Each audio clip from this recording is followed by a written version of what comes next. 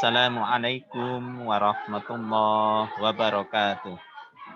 Alhamdulillahirabbil alamin wassalatu wassalamu ala asyrafil mursalin sayyidina Muhammadin wa ala alihi wa ashabihi ajmain amma ba'd.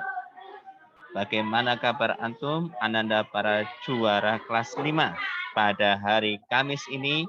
Alhamdulillah, luar biasa, Allahu Akbar. Yes, syukur alhamdulillah pada kesempatan hari Kamis ini kelas 5 pembelajarannya online ya. Untuk tematik pada hari ini kita lewat YouTube, video YouTube, disimak dengan baik. Nah, pada hari ini kita sudah memasuki ya tema yang kelima ya. Nah, kita akan mempelajari hubungan antar makhluk hidup di dalam sebuah ekosistem. Nah, kemarin antum sudah mempelajari ya komponen-komponen di dalam ekosistem. Nah, ekosistem itu ada yang alami, ada yang buatan. Yang alami berupa ekosistem darat dan ekosistem air. Sedangkan ekosistem buatan sengaja dibuat manusia untuk memenuhi kebutuhan hidupnya. Contoh persawahan, perkebunan, bendungan, itu contoh ekosistem buatan. Nah, di dalam ekosistem itu ada interaksi timbal balik, ada hubungan antar makhluk hidup dan ada hubungan antar makhluk hidup dengan benda mati. Nah, sekarang kita mempelajari hubungan atau interaksi timbal balik antar makhluk hidup, antar komponen biotik.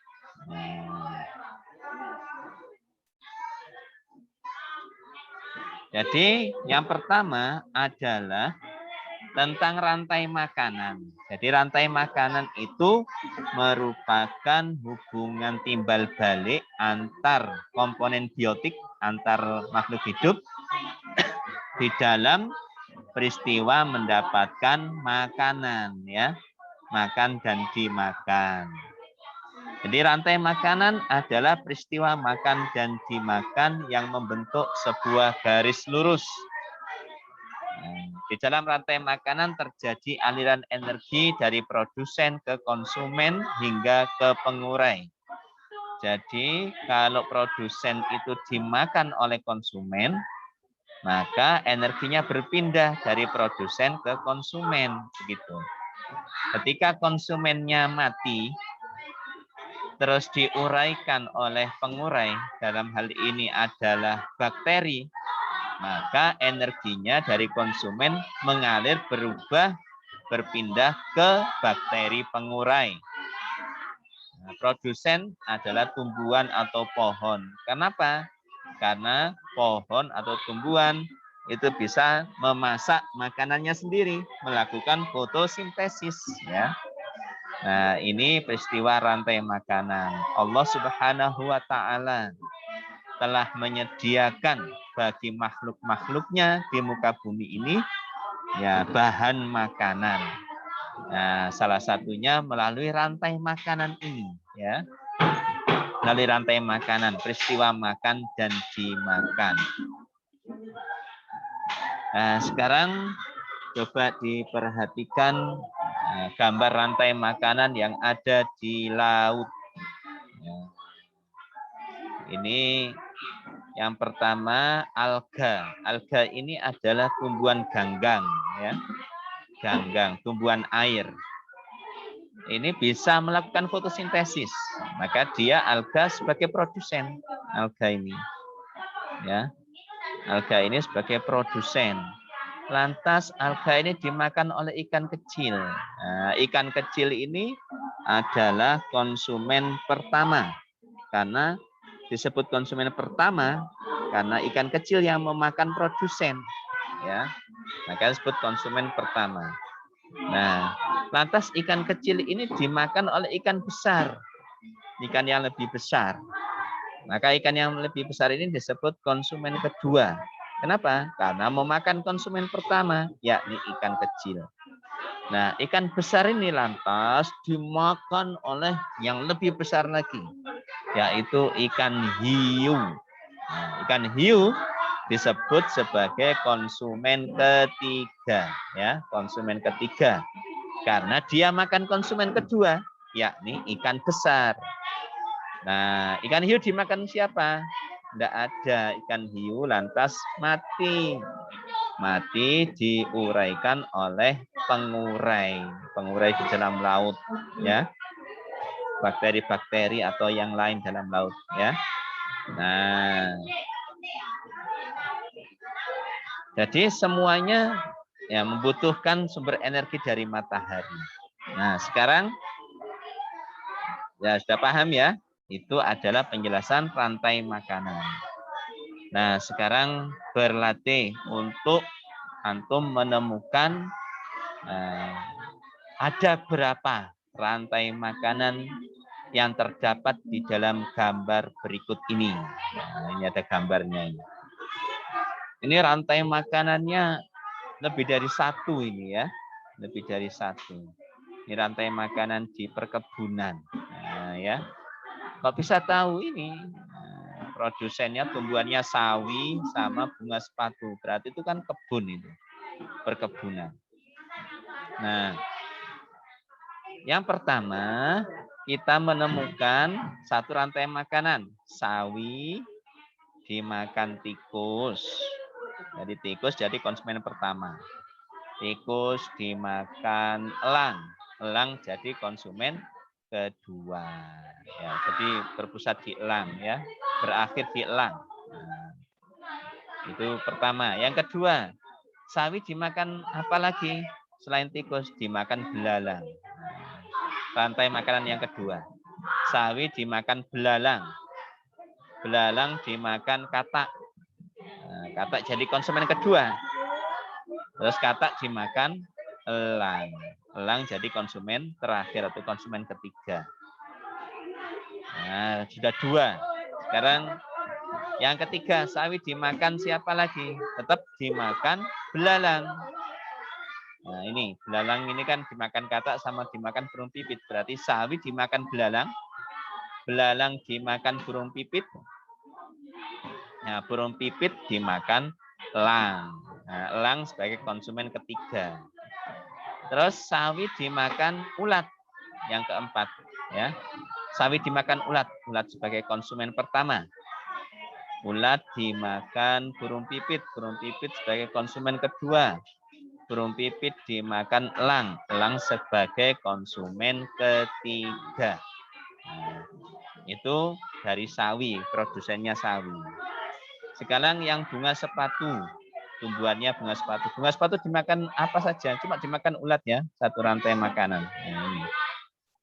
Bunga sepatu dimakan ulat, ulat dimakan burung pipit, kemudian burung pipit dimakan elang.